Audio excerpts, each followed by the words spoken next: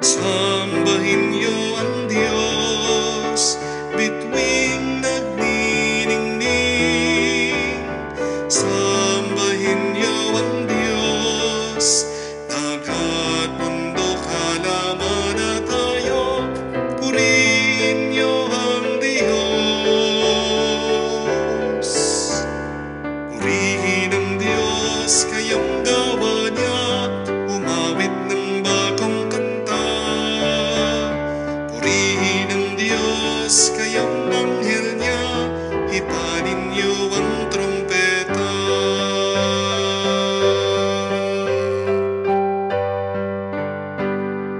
Sa ngalan ng Ama, ng Anak, at ng Espiritu Santo. Amen. Sumainyo ang Panginoon. At sumainyo rin. Mga kapatid, sa unang araw ng buwan ng Agosto, ating pinagdiriwang ang banal na kapistahan ni San Alfonso Maria Liguri. Isa siyang obispo at pantas ng ating simbahan. Napakaganda ng isang tinuro ni San Alfonso Liguri. Sabi niya, "He who trusts himself is lost, but he who trusts in the Lord can do all things."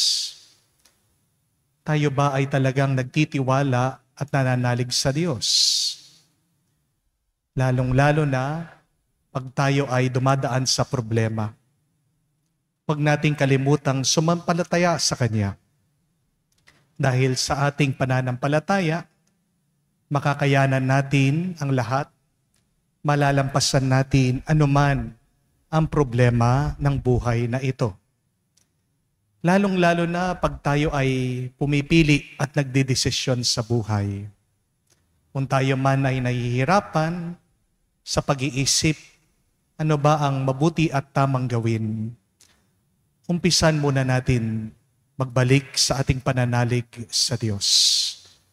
Para tayo ay gabayan niya ng mas mabuti at para maging mas mabunga, payapa at masaya ang ating buhay.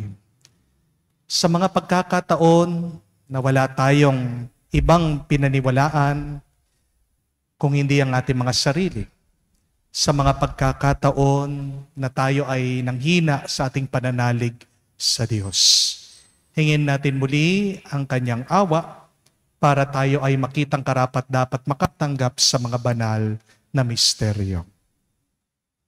Inaamin ko sa makapangyarihang Diyos at sa inyo mga kapatid na lubha akong nagkasala sa isip, sa salita at sa gawa at sa aking pagkukulang. Kaya'y sinasamo ko sa mahal na Birhen Maria, sa lahat ng mga anghel at mga banal, at sa inyo mga kapatid na ako'y ipanalangin sa Panginoong ating Diyos. Kaawaan tayo na makapangyarihang Diyos, patawarin tayo sa ating mga kasalanan at patnubayan tayo sa buhay na walang hanggan. Amen.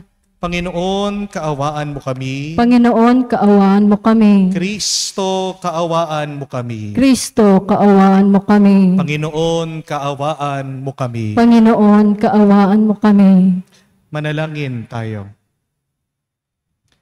Ama naming makapangyarihan, lagi mong dinudulutan ng mga bagong uliran sa kagitingan ang iyong sambayanan. Ipagkaloob mong sa diwa ng obispo, si Alfonso Maria, na nagmalasakit sa kapwa, aming matapat na masunod ang kanyang mga yapak, upang makamtan namin sa langit ang tinamo niyang gantimpala sa pamamagitan ni Jesucristo, kasama ng Espiritu Santo, magpa sa walang hanggan. Amen.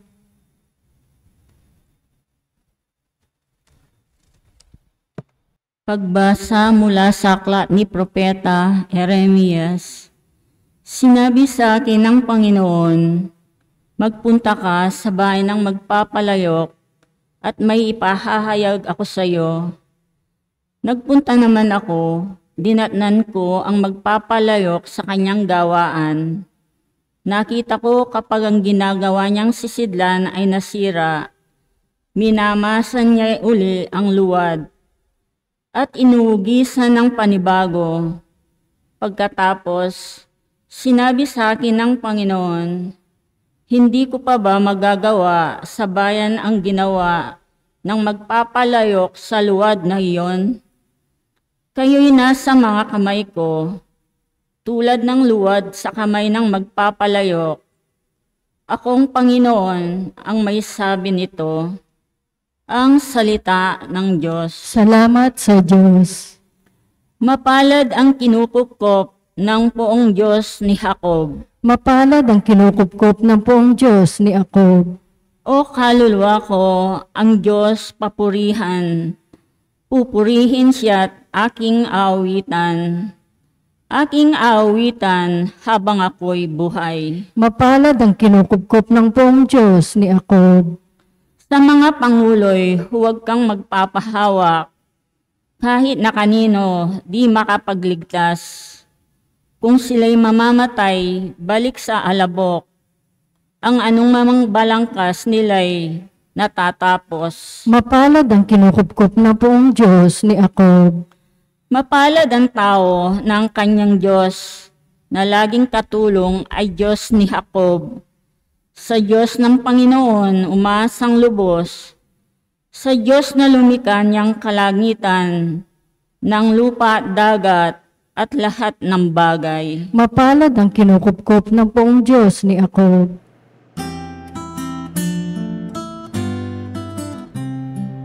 Alleluia, alleluia, alleluia, alleluia, alleluia, alleluia, alleluia, alleluia, alleluia, alleluia, alleluia, alleluia. Kami iyong pangaralan upang aming matutuhan ang salitang bumubuhay. Alleluia, Alleluia. Sumainyo ang Panginoon. At sumainyo rin. Ang mabuting balita ng Panginoon ayon kay San Mateo. Papuri sa iyo, Panginoon. Nung panong yun, sinabi ni Jesus sa mga tao, ang paghahari ng Diyos ay katulad din ng isang malaking lambat na inihagis sa dagat at nakahuli ng sari-saring isda. Nang mapuno ang nginila, ito sa pampang, at naupo ang mga tao upang pagbukod-bukurin ang mga isda. Tinipon nila sa sisidlan ang mga mabubuti. Ngunit itinapon naman ang walang kwenta. Gayon din ang mangyayari sa katapusan ng daigdig. Darating ang mga anghel at ihihiwalay ang mga makasalanan sa mga banal. At ihahagis ang mga makasalanan sa maningas na pugon. Doon mananangis sila at manggagalait ang kanilang mga ngipin. Nauunawaan ba ninyo ang lahat ng ito? Tanong ni Jesus. Opo, sagot nila. At sinabi niya sa kanila, kaya nga ang bawat eskriba na kumikilala sa paghahari ng Diyos ay tulad ng isang puno ng sambayanan na kumukuha ng mga bagay na bago at luma sa kanyang taguan. Nang masabi na ni Jesus ang mga talimhagang ito, siya'y umalis doon. Mga kapatid, ang mabuting balita ng ating Panginoon. Pinupuri ka namin, Panginoong Jesucristo. Magandang araw po muli sa inyong lahat. Magandang araw po, Father. Paano mo alam na tama ang iyong desisyon? How do you know you are making the right choice? Minsan, problema natin ang pagdedesisyon. Minsan, madaling pumili, madalas naman, hindi. Sabi nila, araw-araw daw po, tayo ay gumagawa ng 35,000 decisions. May mga maliliit na desisyon, pero meron tayong mga major decisions.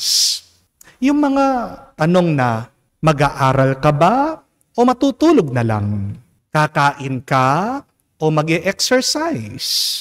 Magtatrabaho ka o magbabakasyon? Magsisipag ka o magtatamad? Magpapadoktor o maghe-herbal na lang? Iiwan mo na ba ang iyong asawa o pagtitiisan mo siya? Mag-abroad ka o dito na lang sa Pilipinas magtrabaho. Walang tao ang gustong pumili ng masama at mali. Amen? Gusto natin piliin yung pinakamabuti, pinakamaganda, at ang magpapasaya sa atin.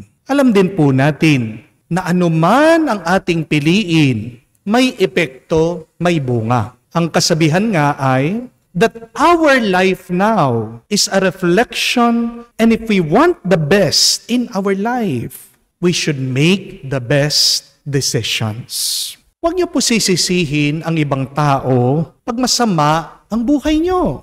Kung sino ka, kung ano ka ngayon, ito ay dahil sa mga pinili mo. Kung nabaon ka sa utang, ito ay dahil nagkamali ka sa paggamit ng pera. Kung tumaba ka, ito ay dahil nagkamali ka sa pagkain.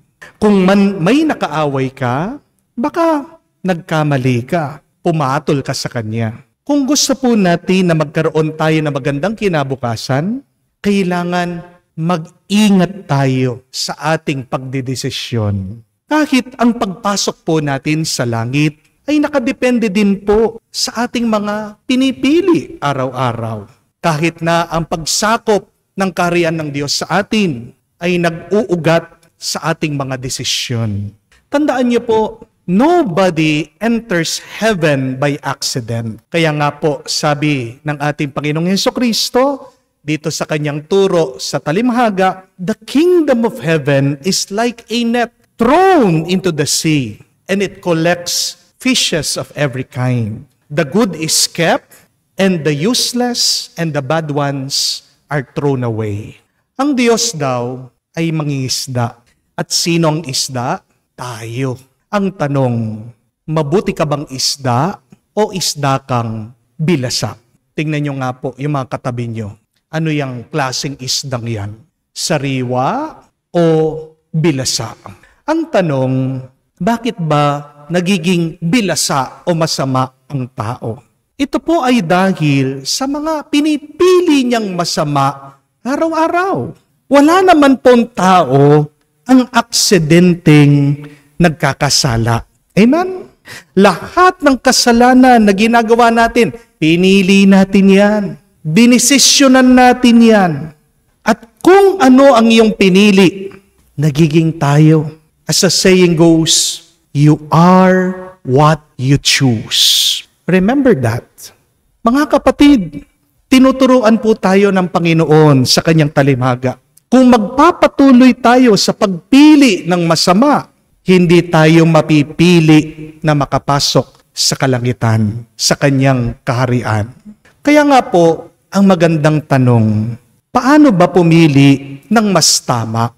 Paano magdesisyon ng mas mabuti? How can we make better decisions in our life so that we would become better persons and good and holy sons and daughters of God? Si San Ignacio ng Loyola, ang santong bihasa sa pagdedesisyon, binigyan po tayo ng mga tuntunin ng turo kung paano mabuting pumili. Sabi po ni San Ignacio, may 5 hakbang na kailangan nating sundin para tayo ay makapili araw-araw ng tama at ng mabuti. Number 1, pray. Magdasal ka. Ano ang dasal para kay San Ignacio ng Loyola? For Saint Ignatius, prayer is recognizing God's presence in all that you do. Ang sabi nga ni San Ignacio, that we should see God in all things. Ang makita natin, ang matagpuan natin ang Diyos sa lahat ng bagay. Yan ang pagdarasal. Talagang masama ang iyong mapipili kung hindi mo sinasama ang Diyos sa iyong pagdedesisyon. My dear friends, just a gentle reminder, never choose without praying. Madalas, ang batayan po ng iba sa kanilang pagpili ay yung kanilang nararamdaman. Di po ba? Many people choose based on what they feel. Ang tawag pa nga nila dyan ay gut feeling. But, just a warning. Feelings are never a good source for our decision making. Kung ang pakiramdam mo ang ginagamit mo para sa iyong pagdedesisyon, tandaan niyo po ito, magkakamali at magkakamali kayo. Dahil ang pakiramdam, hindi naman nag-iisip. Kaya nga po, sa iyong mga bayarin, sa iyong mga utang, magdasal ka. Huwag ka muna magpapakamatay. Kung naiinis ka sa iyong asawa, magdasal ka. Huwag mo muna siyang aawayin. Huwag muna kayong maghihiwalay. Kung nalulungkot ka dahil namatay ang iyong minamahal, magdasal ka. Huwag mo naman papabayaan ang iyong sarili. Kung nga si Jesus, tandaan niyo po, bago siya gumawa ng malaking desisyon, palagi siyang nag-iisa, nananalangin. Dapat yan din ang ating gawin, tayong mga alagad ni Kristo. The first step to making better choices is prayer. But second, look at all sides of the issue. Ilista mo ano ba yung advantages, disadvantages ng iyong desisyon. Timbangin mo anong magiging bunga ng iyong pinipili. Mas maganda, magtanong ka dun sa mga nakaranas na, dun sa mga may karanasan na. Dahil tandaan niyo po, ang pinakamagandang guro ay karanasan. The best teacher is experience. At mas mainam, kung meron man turo ang simbahan, kailangan natin itong pakinggan diyan sa ating pinipili o sa mga bagay na kailangan nating desisyonan. Second, look at all sides of the issue. But third, imagine your final decision. Isipin mo, anong magiging bunga o epekto ng iyong desisyon? Ano ang masasabi ng iyong mga magulang, ng iyong pamilya, ng iyong mga kaibigan?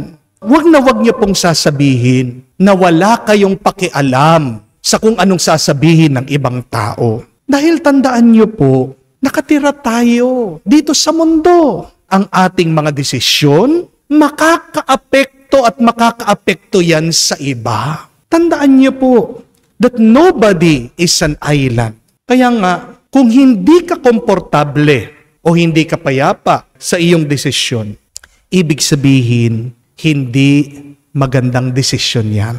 Number 4, make your choice and act. Wala pong kwenta ang ating pagdedesisyon kung hindi mo naman yan gagawin. Amen? Kung gagawin niyo po yung 3 unang hakbang, magtiwala ka, gagabayan at gagabayan ka ng Diyos. 5th and last, evaluate your choice.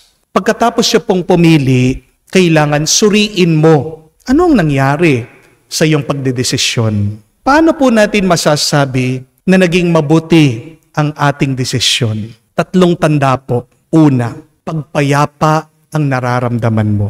Pangalawa, pag naging mas mabuti kang tao. Pag naging mas mapagmahal ka sa iba dahil dyan sa pinili mo. At pangatlo, pag naging mas malapit ka sa Diyos. These 3 things, my dear friends, should measure if your decision is good or bad. Remember this.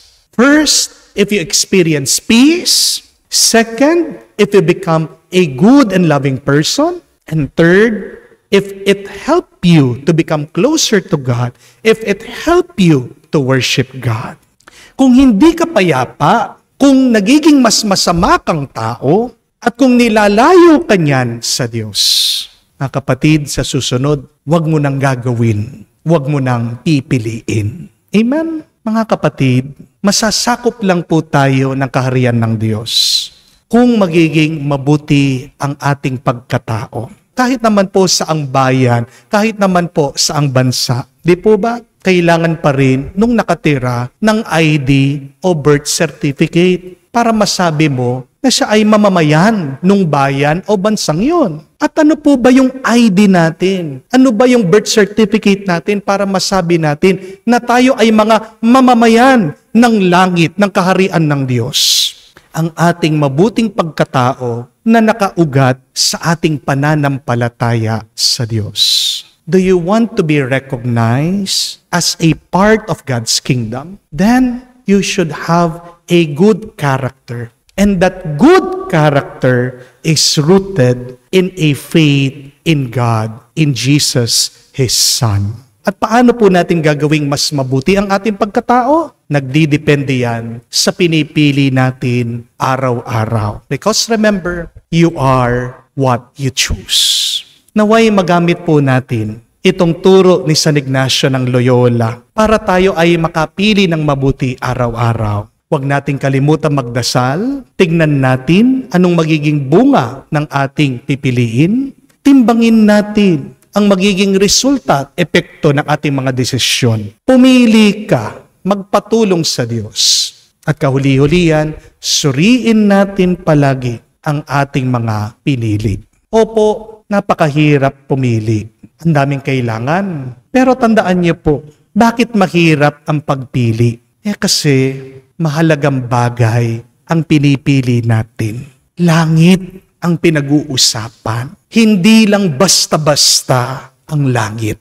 Amen? Kung mahirap ang pinipili, di po ba dapat talagang pag-isipan? Kaya nga po, anuman ang iyong pinipili, tandaan mo, huwag kang magmamadali. Pag-isipan mo ng mabuti. Ipagdasal natin ng maigi ito sa Diyos ngayon at magpakailanman. Amen.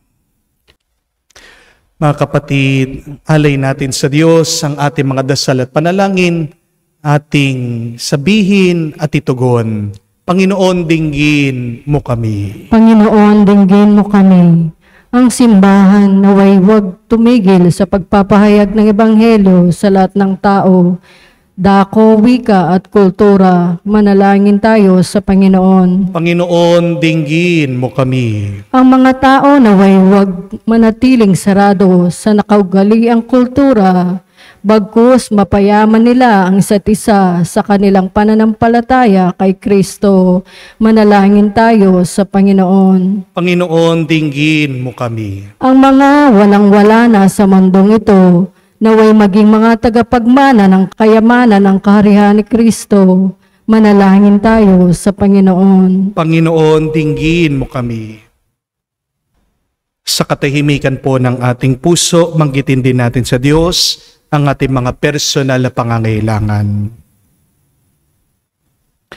Panginoong Diyos, makibahagi nawa kami sa iyong pag-ibig na bukas sa lahat ng tao. Tanggapin mo kaming lahat kasama ng aming kapatid na si Jesucristo ngayon at magpa sa walang hanggan. Amen.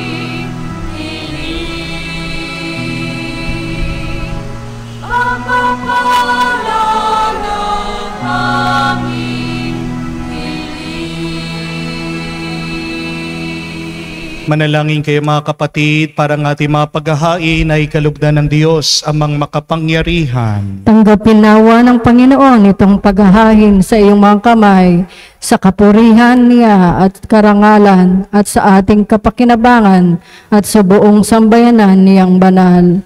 Ama naming lumikha, pag-alabin mo ang kalooban namin sa maningas ng iyong Espiritu na pinagkaloob mo kay San Alfonso Maria para maipagdiwang ang paghahain ito. At sa pamamagitan nito, ikaw ay mahandugan ng sariling pamumuhay bilang banal na alay sa pamamagitan ni Jesucristo kasama ng Espiritu Santo, magpa sa walang hanggan. Amen. Sumainyo ang Panginoon. At sumainyo rin. Itaas sa Diyos sa inyong mga puso at diwa. Itinaas na namin sa Panginoon. Pasalamatan natin ang Panginoong ating Diyos. Marapat na siya ay pasalamatan. Ama namin makapangyarihan, tunay nga marapat ikaw ang aming pasalamatan. Ikaw ang nagniningning sa piling ng mga banal na ikinararangal mo sa kanilang kabutihan. Binibigay mo silang huwaran namin araw-araw at katuwang sa pagsamba ng iyong kamahalan. Sa pamamagitan ng anak mong si Jesucristo, kami naliligid sa mga banal na tao. Sila'y mga saksi na ang pananalig sa iyo ay magaganap namin sa ikararangal mo. Kaya kaisa na mga anghel na nagsisiawit ng papuri sa iyo, nang walang humpay sa kalangitan, kami nagbubunyi sa iyong kadakilaan.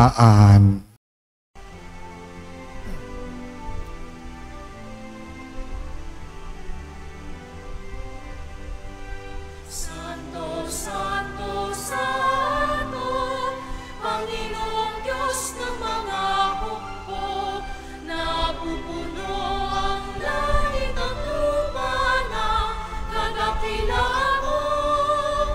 Hosana, Hosana, sa kaitaasan, pinagpala ang naparirito sa ngalan ng Panginoon. Hosana, Hosana, sa kaitaasan.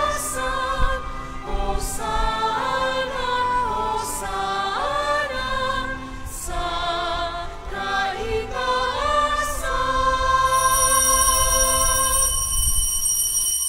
Ama naming banal, ikaw ang bukal ng tanang kabanalan.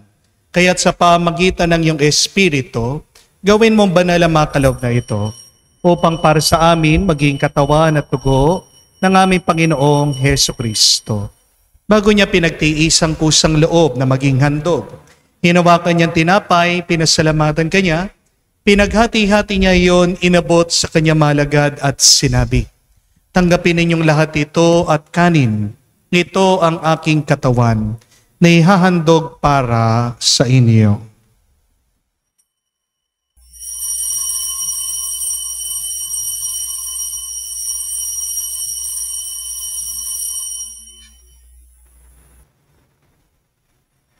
Gayon din naman na matapos ang hapunan, hinawakan niya ang kalis, muli kanyang pinasalamatan. Inabot niya ang kalis sa kanyang maalagad at sinabi, "Tanggapin ninyong lahat ito at inumin. Ito ang kalis ng aking dugo, ng bago at walang hanggan tipan. Ang aking dugo na ibubuhos para sa inyo at para sa lahat. Sa ipagpapatawad ng mga kasalanan, gawin ninyo ito sa pag-aalaala sa akin."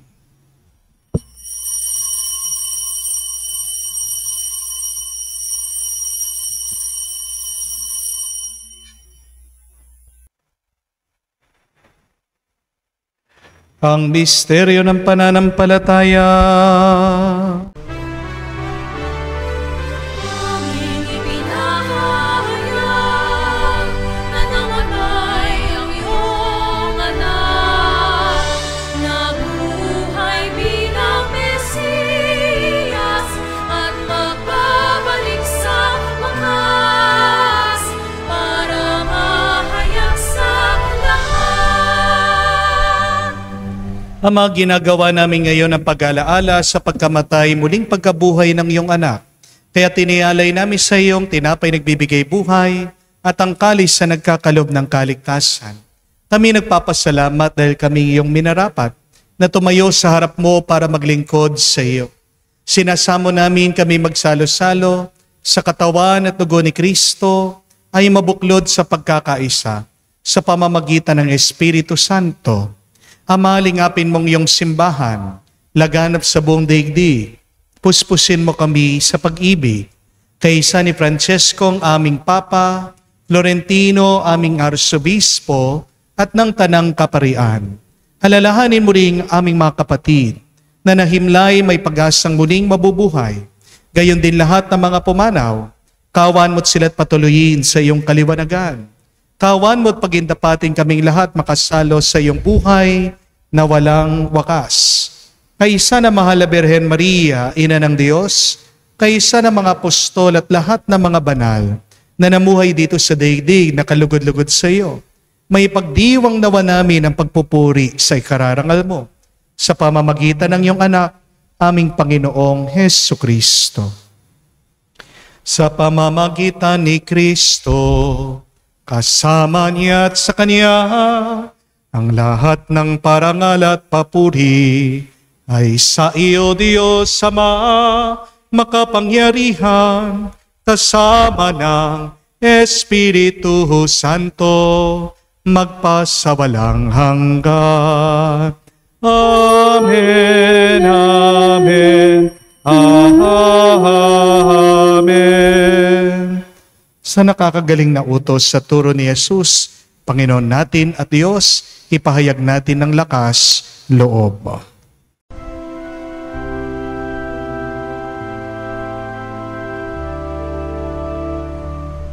Ama namin, sumasalangit ka, sambahin ang ngalan mo, mapasa amin ang kaharian mo, sundin ang loob mo dito sa lupa para lang sa langit.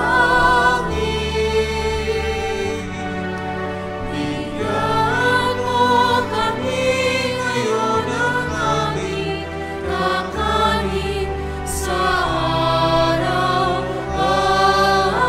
araw-araw, at patawarin mo kami sa aming mga sala para ng pagpapatawad namin sa nagkakasala sa amin.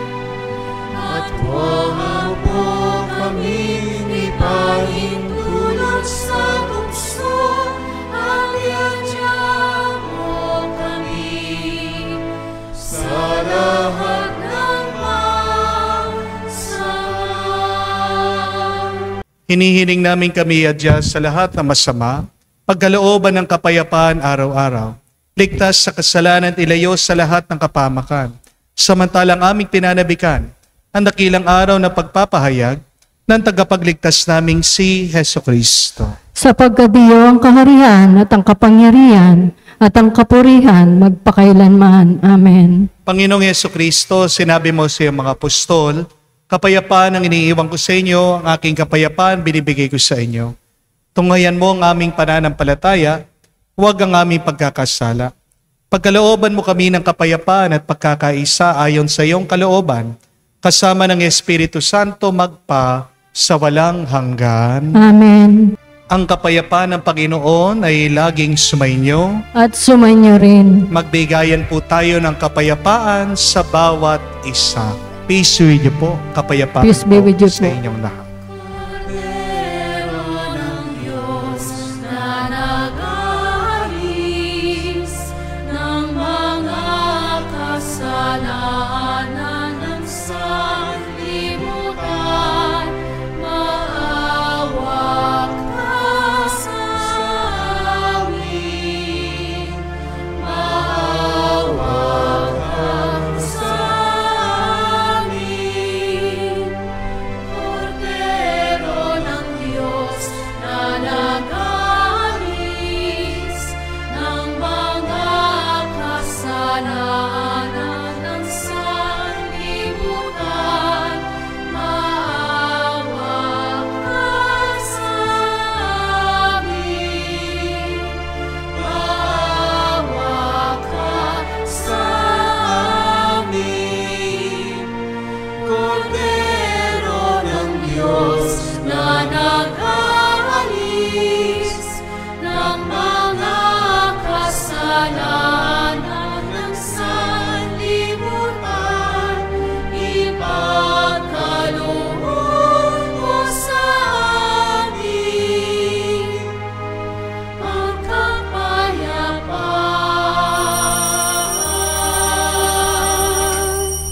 Mga kapatid, naririto ang ating Panginoong Jesucristo, ang Kordero ng Diyos, nag-aalis sa mga kasalanan ng sanlibutan. Mapalad tayong lumalapit sa piging ng Kordero. Panginoon, hindi ako karapat-dapat na magpatuloy sa iyo, ngunit sa isang salita mo lamang ay gagaling na ako.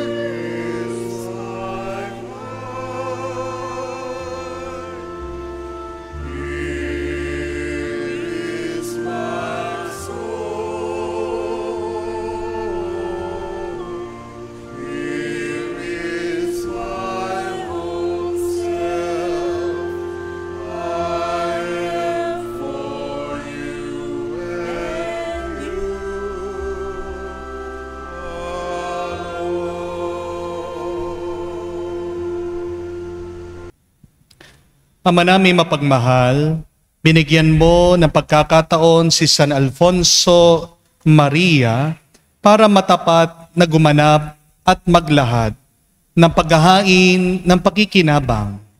Lagi nawa naming tanggapin ito at sa pagtanggap namin ay tumanaw kami ng utang na loob sa iyo. Sa pamamagitan ni Jesucristo, kasama ng Espiritu Santo, magpa sa walang hanggan. Amen. Mahirap gumawa ng desisyon. Maraming mga desisyon na kailangan natin bigyan ng oras at panahon. Pero para maging mas magaan sa atin ang pagdedesisyon, tandaan natin ang 5 hakbang na iniwan ni San Ignacio ng Loyola.